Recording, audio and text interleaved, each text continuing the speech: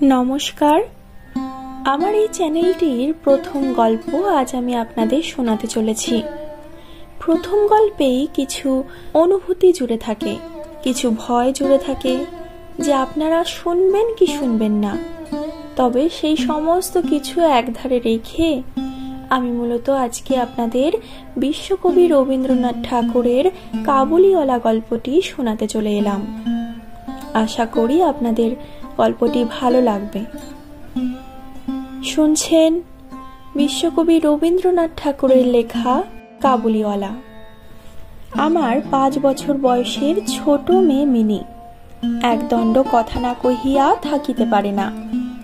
পৃথিবীতে জন্মগ্রহণ করিয়া ভাষা শিক্ষা করিতে সে কেবল 1 বৎসর কাল ব্যয় করিয়াছিল। তাহার পর হইতে যতক্ষণ সে জাগিয়া থাকে এক মুহূর্ত মৌনভাবে নষ্ট করে না। তাহার মা অনেক সময় ধমক দিয়া তাহার মুখ বন্ধ করিয়া দেয়, কিন্তু আমি তাহা পারি না। মিনি চুপ করিয়া থাকিলে এমনই অস্বাভাবিক দেখতে হয়, সে আমার বেশিক্ষণ সহ্য হয় না। এই জন্য আমার সঙ্গে তাহার কথোপকথনটা কিছু উৎসাহের সহিত চলে। সকালবেলায় আমার নোভেলের 7 পরিচ্ছেদে হাত দিয়াছি। এমন সময় মিনি আসিয়াই আরম্ভ করিয়া দিল, বাবা, রামলাল দারোয়ান কাককে কৌয়া বলছিল, সে কিচ্ছু জানে না। না, আমি পৃথিবীতে ভাষার বিভিন্নতা সম্বন্ধে তাহাকে জ্ঞান দান করিতে প্রবৃত্ত হইবার পূর্বেই সে দ্বিতীয় প্রসঙ্গে উপনীত হইল। দেখো বাবা, ভোলা বলছিল আকাশে হাতি সুর দিয়ে জল ফেলে, তাই বৃষ্টি হয়। মা গো, ভোলা এত মিছিমিছি বকতে পারে, কে বলি বকে, দিন রাত বকে। এ সম্বন্ধে আমার মতামতের জন্য কিছু মাত্র অপেক্ষা না করিয়া হঠাৎ জিজ্ঞাসা করিয়া বসিল, বাবা, মা তোমার কে হয়? মনে মনে কহিলাম, শালিকা। মুখে কহিলাম, মিনি, তুই ভোলার সঙ্গে খেলা করগে যা, আমার এখন কাজ আছে। সে তখন আমার লিখিবার টেবিলের পাশে আমার পায়ের কাছে বসিয়া নিজের 2 হাঁটু এবং হাত লইয়া অতি দ্রুত উচ্চারণে আগরুম বাগরুম খেলিতে আরম্ভ করিয়া দিল।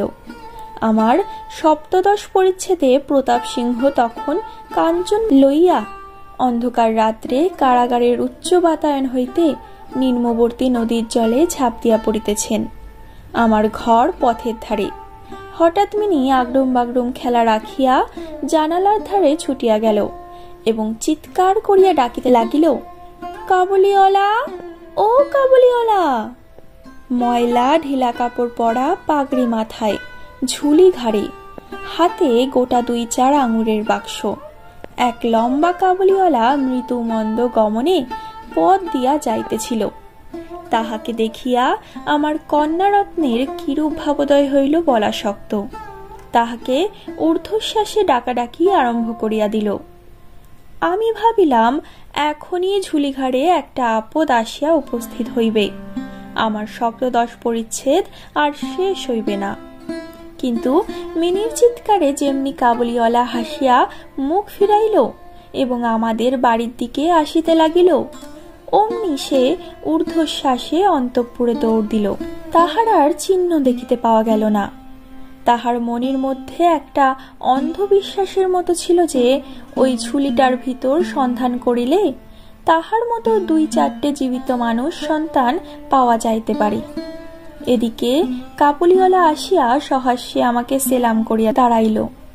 আমি ভাবিলাম, যদিও প্রতাপ সিংহ এবং কাঞ্চনমালার অবস্থা অত্যন্ত সংকটাপন্ন, তথাপি লোকটাকে ঘর ডাকিয়া আনিয়া তাহার কাছ হইতে কিছু না কেনাটা ভালো হয় না।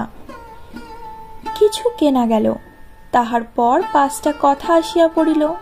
আব্দুর রহমান, রুশ, ইংরেজ প্রভৃতিকে লইয়া সীমান্ত রক্ষানীতি সম্বন্ধে গল্প চলিতে লাগিল। অবশেষে উঠিয়া যাইবার সময় সে জিজ্ঞাসা করিল, বাবু, তোমার লড়কি কোথায় গেল? আমি মিনির অমূলক ভয় ভাঙাইয়া দিবার অভিপ্রায়ে তাহাকে অন্তঃপুর হইতে ডাকাইয়া আনিলাম। সে আমার গা ঘেঁষিয়া কাবুলিওয়ালার মুখ এবং ঝুলির দিকে সন্দিগ্ধ নেত্রক্ষেপ করিয়া দাঁড়াইয়া রহিল। কাবুলির ঝুলির মধ্য হইতে কিশমিশ খোবানি বাহির করিয়া তাহাকে দিতে গেল। সে কিছুতেই লইল না। দ্বিগুণ সন্দেহের সহিত আমার হাঁটুর কাছে সংলগ্ন হইয়া রহিল। প্রথম পরিচয়টা এমনি ভাবে গেল। কিছুদিন পরে একদিন সকালবেলায় আবশ্যকবশত বাড়ি হইতে বাহির হইবার সময় দেখি আমার দুহিতাটি দ্বারের সমীপস্থ বেঞ্চির উপর বসিয়া অনর্গল কথা কইয়া যাইতেছে এবং কাবুলিওয়ালা তাহার পদতলে বসিয়া সহাস্য মুখে শুনিতেছে এবং মধ্যে মধ্যে প্রসঙ্গক্রমে নিজের মতামত দোআঁশলা বাংলায় ব্যক্ত করিতেছে। মিনির পঞ্চবর্ষীয় জীবনের অভিজ্ঞতায় বাবা ছাড়া এমন ধৈর্যবান শ্রোতা সে কখনো পায় নাই। আবার দেখি তাহার ক্ষুদ্র আঁচল বাদাম কিশমিশে পরিপূর্ণ। আমি কাবুলিওয়ালাকে কহিলাম, উহাকে এসব কেন দিয়াছ? অমন আর দিও না বলিয়া পকেট হইতে একটা আধুলি লইয়া তাহাকে দিলাম। সে অসংকোচে আধুলি গ্রহণ করিয়া ঝুলিতে পড়িল।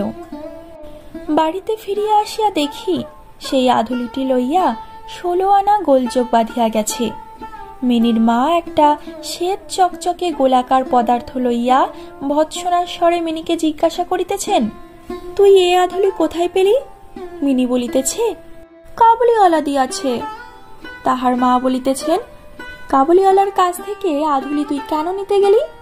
মিনি ক্রন্দনের উপক্রম করিয়া বলিল, আমি চাইনি, সে আপনি দিলে। আমি আসিয়া মিনিকে তাহার আসন্ন বিপদ হইতে উদ্ধার করিয়া বাহিরে রইয়া গেলাম। সংবাদ পাইলাম কাবুলিওয়ালার সহিত মিনির এই যে দ্বিতীয় সাক্ষাৎ তাহা নহে।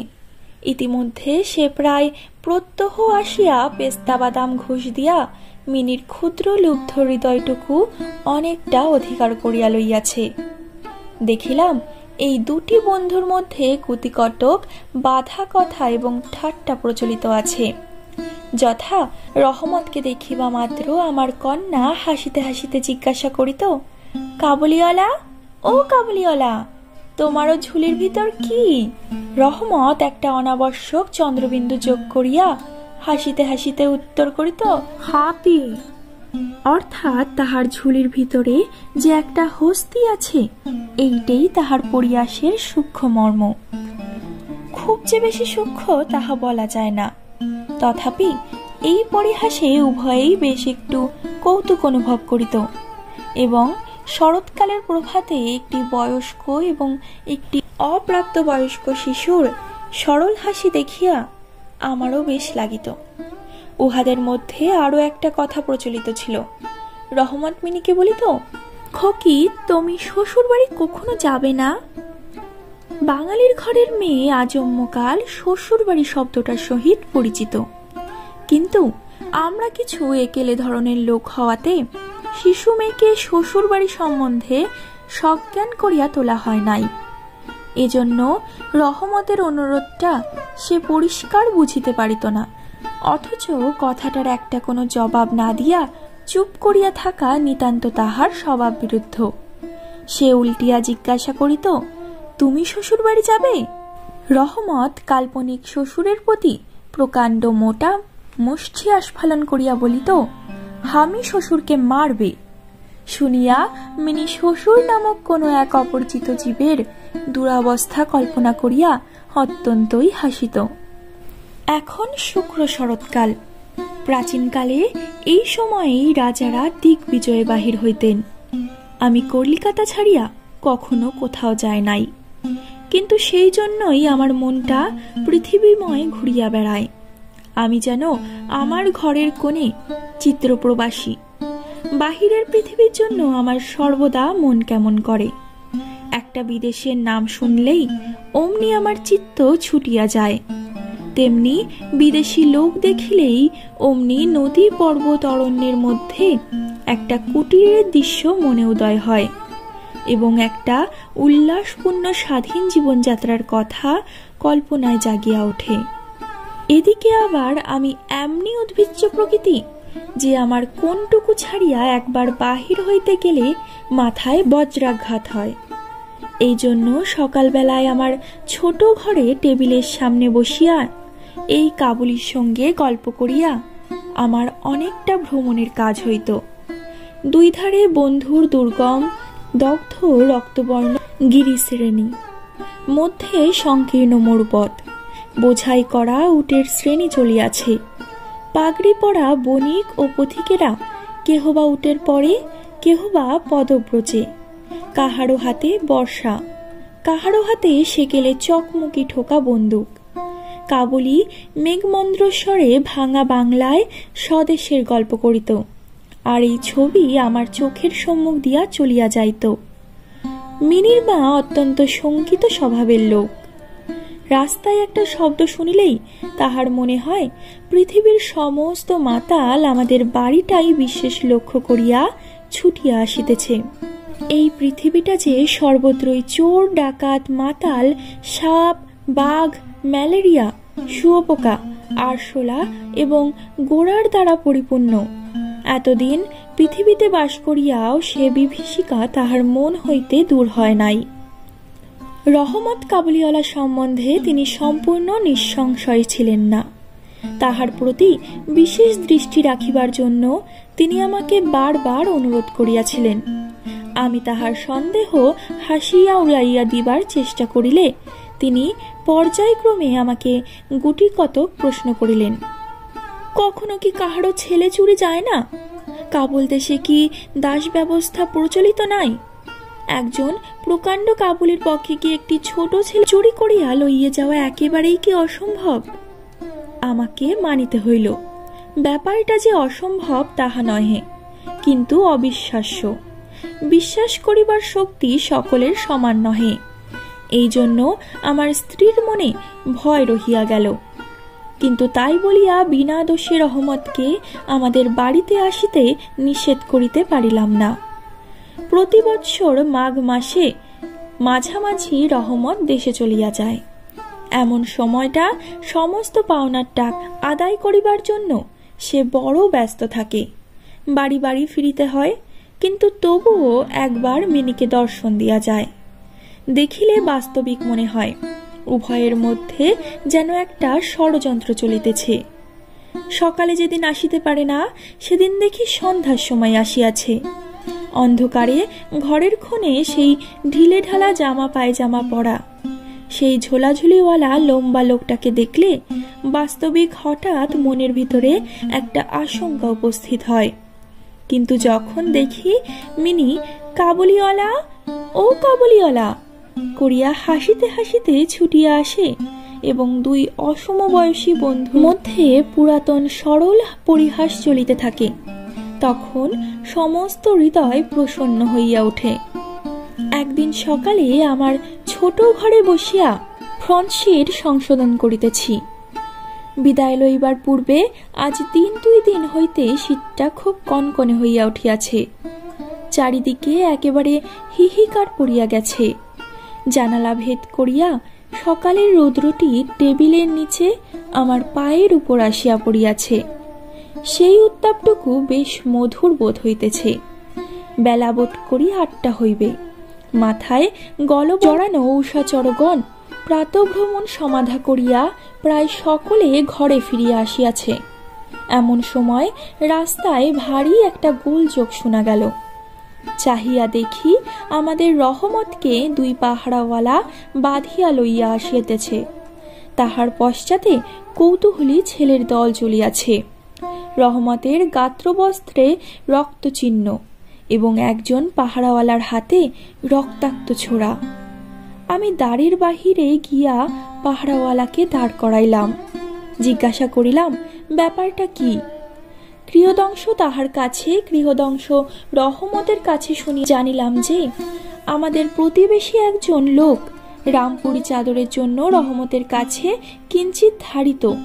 মিথ্যাপূর্বক সেই দেনা সে অস্বীকার করে এবং তাহাই লইয়া বচসা করিতে করিতে রহমত তাহাকে এক ছুরি বসাইয়া দিয়াছে। রহমত সেই মিথ্যাবাদীর উদ্দেশ্যে নানারূপ অশ্রাব্য গালি দিতেছে। এমন সময় কাবুলিওয়ালা, ও কাবুলিওয়ালা করিয়া ডাকিতে ডাকিতে মিনি ঘর হইতে বাহির হইয়া আসিল। রহমতের মুখ মুহূর্তের মধ্যেই কৌতুক হাস্যে প্রফুল্ল হইয়া উঠিল। তাহার স্কন্ধে আজ ঝুলি ছিল না, সুতরাং ঝুলি সম্বন্ধে তাহার অভ্যস্ত আলোচনা হইতে পারিল না। মিনি একেবারেই তাহাকে জিজ্ঞাসা করিল, তুমি শ্বশুর বাড়ি যাবে? রহমত হাসিয়া কহিল, সেখানেই যাচ্ছে। দেখিল উত্তরটা মিনির হাস্যজনক হইল না। তখন হাত দেখাইয়া বলিল, শ্বশুরাকে মারিতাম, কিন্তু কি করিব, হাত বাঁধা। সাংঘাতিক আঘাত করা অপরাধে কয়েক বৎসর রহমতের কারাদণ্ড হইল। তাহার কথা এক প্রকার ভুলিয়া গেলাম। আমার যখন ঘরে বসিয়া চিরাভাস্ত মতে নিত্য কাজের মধ্যে দিনের পর দিন কাটাইতাম, তখন একজন স্বাধীন পর্বতচারী পুরুষ কারা প্রাচীরের মধ্যে যে কেমন করিয়া বর্ষযাপন করিতেছে তাহা আমাদের মনেও উদয় হইত না। আর চঞ্চল হৃদয়া মিনির আচরণ যে অত্যন্ত লজ্জাজনক, তাহা তাহার বাপকেও স্বীকার করিতে হয়। সে স্বচ্ছন্দে তাহার পুরাতন বন্ধুকে বিস্মৃত হইয়া প্রথমে নবী সহিসের সহিত সখ্যতা স্থাপন করিল, পরে ক্রমে যত তাহার বয়স বাড়িয়া উঠিল ততই সখার পরিবর্তে একটি একটি করিয়া সখী জুটিতে লাগিল। এমনকি এখন তাহার বাবার লিখিবার ঘরেও তাহাকে আর দেখিতে পাওয়া যায় না। আমি তো তাহার সহিত এক প্রকার আড়ি করিয়াছি। কত বৎসর কাটিয়া গেল, আর একটি শরৎকাল আসিয়াছে। আমার মিনির বিবাহের সম্বন্ধ স্থির হইয়াছে। পূজার ছুটির মধ্যেই তাহার বিবাহ হইবে। কৈলাসবাসিনীর সঙ্গে সঙ্গে আমার ঘরের আনন্দময়ী পিতৃভবন অন্ধকার করিয়া পতিগৃহে যাত্রা করিবে। প্রভাতটি অতি সুন্দর হইয়া উদয় হইয়াছে। বর্ষার পরে এই শরতের নূতন ধৌত রৌদ্র যেন সোহাগায় গলানো নির্মল সোনার মতো রং ধরিয়াছে। কলিকাতার গলির ভিতরকার ইষ্টক চর্চর অপরিচ্ছিন্ন ঘেঁষাঘেঁষি বাড়িগুলির উপরেও এই রৌদ্রের আভা একটি অপরূপ লাবণ্য বিস্তার করিয়াছে। আমার ঘরে আজ রাত্রি শেষ হইতে না হইতে সানাই বাজিতেছে। সে বাঁশি যেন আমার বুকের পাঞ্জরের হাড়ির মধ্য হইতে কাঁদিয়া কাঁদিয়া বাজিয়া উঠিতেছে। করুণ ভৈরবী রাগিনীতে আমার আসন্ন বিচ্ছেদ ব্যথাকে শরতের রৌদ্রের সহিত সমস্ত বিশ্বজগৎময় ব্যপ্ত করিয়া দিতেছে। আজ আমার মিনির বিবাহ। সকাল হইতে ভারী গোলযোগ, লোকজনের আনাগোনা, উঠানে বাঁশ বাঁধিয়া পাল খাটানো হইতেছে। বাড়ির ঘরে ঘরে এবং বারান্দায় ঝাড় টাঙাইবার ঠুংঠাং শব্দ উঠিতেছে। হাক ডাকের সীমা নাই। আমি আমার লিখিবার ঘরে বসিয়া হিসাব দেখিতেছি। এমন সময় রহমত আসিয়া সেলাম করিয়া দাঁড়াইল। আমি প্রথমে তাহাকে চিনিতে পারিলাম না। তাহার সে ঝুলি নাই, তাহার সে লম্বা চুল নাই, তাহার শরীরে পূর্বের মতো সে তেজ নাই। অবশেষে তাহার হাসি দেখিয়া তাহাকে চিনিলাম। কহিলাম, কিরে রহমত, কবে আসলি? সে কহিল, কাল সন্ধ্যাবেলা জেল হইতে খালাস পাইয়াছি। কথাটা শুনিয়া কেমন কানে খট করিয়া উঠিল। কোনো খুনিকে কখনো প্রত্যক্ষ দেখি নাই। ইহাকে দেখিয়া সমস্ত অন্তঃকরণ যেন সংকুচিত হইয়া গেল। আমার ইচ্ছা করিতে লাগিল, আজিকার এই শুভ দিনে এই লোকটা এখান হইতে গেলেই ভালো হয়। আমি তাহাকে কহিলাম, আজ আমাদের বাড়িতে একটা কাজ আছে, আমি কিছু ব্যস্ত আছি, তুমি আজ যাও। কথাটা শুনিয়া সে তৎক্ষণাৎ চলিয়া যাইতে উদ্যত হইল। অবশেষে দরজার কাছে গিয়া একটু ইতস্তত করিয়া কহিল, খোকিকে একবার দেখিতে পাইব না? তাহার মনে বুঝি বিশ্বাস ছিল মিনি সেইভাবেই আছে। সে যেন মনে করিয়াছিল মিনি আবার সেই পূর্বের মতোই কাবুলিওয়ালা, ও কাবুলিওয়ালা করিয়া ছুটিয়া আসিবে। তাহাদের সেই অত্যন্ত কৌতুকাবহ পুরাতন হাসালাপের কোনরূপ বার্তাই হইবে না। এমনকি পূর্ব বন্ধুত্ব স্মরণ করিয়া সে এক বাক্স আঙুর এবং কাগজের মোড়কে কিঞ্চিত কিশমিশ বাদাম বোধ করি কোন স্বদেশীয় বন্ধুর নিকট হইতে চাহিয়া চিন্তিয়া সংগ্রহ করিয়া আনিয়াছিল। তাহার সে নিজের ঝুলিটি আর ছিল না। আমি কহিলাম, আজ বাড়িতে কাজ আছে, আজ আর কাহারো সহিত দেখা হইতে পারিবে না। সে যেন কিছু ক্ষুণ্ণ হইল, স্তব্ধভাবে দাঁড়াইয়া একবার স্থির দৃষ্টিতে আমার মুখের দিকে চাহিল। তারপরে বাবু সেলাম বলিয়া দ্বারের বাহির হইয়া গেল। আমার মনে কেমন একটু ব্যথা বোধ হইল। মনে করিতেছি তাহাকে ফিরিয়া ডাকিব। এমন সময় দেখি সে আপনি ফিরিয়া আসিতেছে। কাছে আসিয়া কহিল, এই আঙুর এবং কিঞ্চিত কিশমিশ বাদাম খোকির জন্য আনিয়াছিলাম, তাহাকে দিবেন। আমি সেগুলি লইয়া দাম দিতে উদ্যত হইলে সে হঠাৎ আমার হাত চাপিয়া ধরিল, কহিল, আপনার বহুত দয়া, আমার চিরকাল স্মরণ থাকিবে, আমাকে পয়সা দিবেন না। বাবু, তোমার যেমন একটি লড়কি আছে, তেমনি দেশে আমারও একটি লড়কি আছে। আমি তাহারই মুখখানি স্মরণ করিয়া তোমার খোকির জন্য কিছু কিছু মেওয়া হাতে লইয়া আসি, আমি তো সওদা করতে আসি না। এই বলিয়া সে আপনার মস্ত ঢিলা জামাটার ভিতর হাত চালাইয়া দিয়া বুকের কাছে কোথা হইতে এক টুকরা ময়লা কাগজ বাহির করিল। বহু সযত্নে ভাঁজ খুলিয়া দুই হস্তে আমার টেবিলের উপর মেলিয়া ধরিল।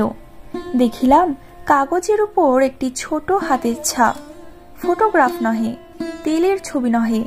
হাটে খানিকটা ভূষা মাখাইয়া কাগজের উপর তাহার চিহ্ন ধরিয়া লইয়াছে। কন্যার এই স্মরণ চিহ্নটুকু বুকের কাছে রইয়া রহমত প্রতি বৎসর কলিকাতায় রাস্তায় মেওয়া বেচতে আসে, যেন সেই সুকোমল ক্ষুদ্র শিশু হস্তটুকুর স্পর্শখানি তাহার বিরাট বিরহী বক্ষের মধ্যে সুধা সঞ্চয় করিয়া রাখে। দেখিয়া আমার চোখ ছলছল করিয়া আসিল।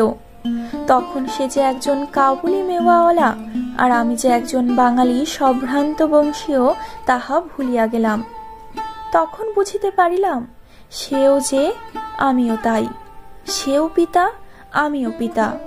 তাহার পর্বত গৃহবাসিনী ক্ষুদ্র পার্বতীর সেই হস্তচিহ্ন আমারই মিনিকে স্মরণ করাইয়া দিল। আমি তৎক্ষণাৎ তাহাকে অন্তঃপুর হইতে ডাকিয়া পাঠাইলাম। অন্তঃপুরে ইহাতে অনেক আপত্তি উঠিয়াছিল, কিন্তু আমি কিছুতে কর্ণপাত করিলাম না। রাঙাচেলি পড়া, কপালে চন্দন আঁকা বধূবেশিনী মিনি সলজ্জভাবে আমার কাছে আসিয়া দাঁড়াইল। তাহাকে দেখিয়া কাবুলিওয়ালা প্রথমটা থতমথ খাইয়া গেল। তাহাদের পুরানো আলাপ জমাইতে পারিল না।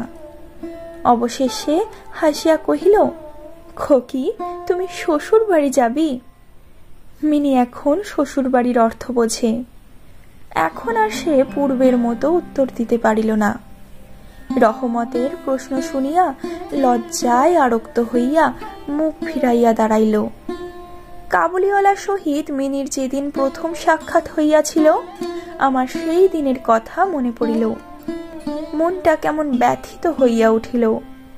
মিনি চলিয়া গেলে একটা গভীর দীর্ঘ নিঃশ্বাস ফেলিয়া রহমত মাটিতে বসিয়া পড়িল।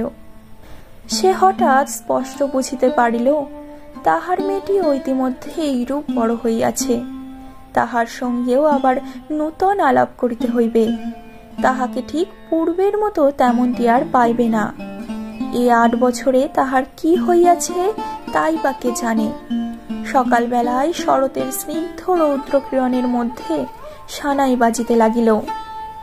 রহমত কলিকাতার এক গলির ভিতরে বসিয়া আফগানিস্তানের এক মরু পর্বতের দৃশ্য দেখিতে লাগিল। আমি একখানি নোট লইয়া তাহাকে দিলাম। বলিলাম, রহমত, তুমি দেশে তোমার মেয়ের কাছে ফিরিয়া যাও। তোমাদের মিলন সুখে আমার মিনির কল্যাণ হোক। এই টাকাটা দান করিয়া হিসাব হইতে উৎসব সমারোহের দুটো একটা অঙ্গ ছাটিয়া দিতে হইল। যেমন মনে করিয়াছিলাম তেমন করিয়া ইলেকট্রিক আলো জ্বালাইতে পারিলাম না, গড়ের বাদ্যও আসিল না।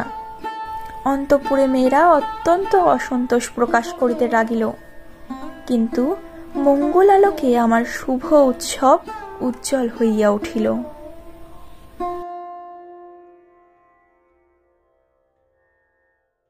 আজ এই পর্যন্তই। পরবর্তীকালে কাবুলিওয়ালা তার নিজের দেশে ফিরে গেছে কিনা, তার মেয়ের সঙ্গে আবার নতুন করে আলাপ জমিয়েছে কিনা তা আর জানা যায়নি। তবে আপনারা জানাতে ভুলবেন না আপনাদের গল্পটি কেমন লাগলো। পরবর্তীকালে এমনই নতুন গল্পের সঙ্গে আমি আবারও হাজির হব। ততক্ষণ পর্যন্ত ভালো থাকবেন, সুস্থ থাকবেন, সকলকে ভালো রাখবেন। নমস্কার।